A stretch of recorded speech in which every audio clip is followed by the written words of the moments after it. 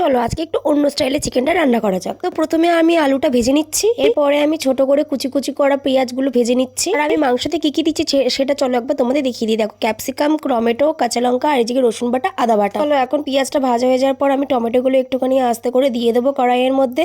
এরপরে দিয়ে দেবো আমি ক্যাপসিকাম কুচিগুলো, আর আমি এখন পেঁয়াজের সাথে একটু সুন্দর করে ভেজে নেবো। এরপরে দিয়ে দেবো কাঁচা লঙ্কা, তারপরে দিয়ে দেবো আমি সব রকম মশলা। এগুলো দিয়ে দেওয়ার পর এবার আমি এটাকে একটু নেড়ে চেড়ে নেবো যাতে একটু ভাজা ভাজা হয়ে যায়।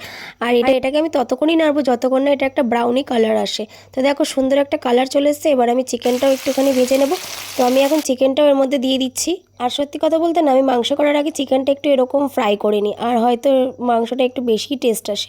তো যাই হোক, তারপরে আমি এখন মাংস থেকে একটুখানি জল বেরিয়ে আসবে সেটা বেরিয়ে এসেছিলো। তারপরে যা যা মশলা দেওয়ার থাকে সেগুলো আমি দিয়েছি, সেগুলো স্কিপ করে গেছি দেখানোর জন্য। আমি এখন সব কিছু দেওয়ার পর একটু ভালো করে সুন্দর করে কষাবো। আর দেখো কত সুন্দর একটা তেল বেরিয়ে এসছে আর জলটা বেরিয়ে এসছে। এটা কিন্তু আমি কোনো জল দিইনি, মাংসের একা একাই একটা নিজস্ব একটা জল থেকে সেটাই ও বেরিয়ে এসছে। আর তারপরে আমার ফাইনালি মাংস কষা একদম কমপ্লিট। কে কে খাবে চলে আসো।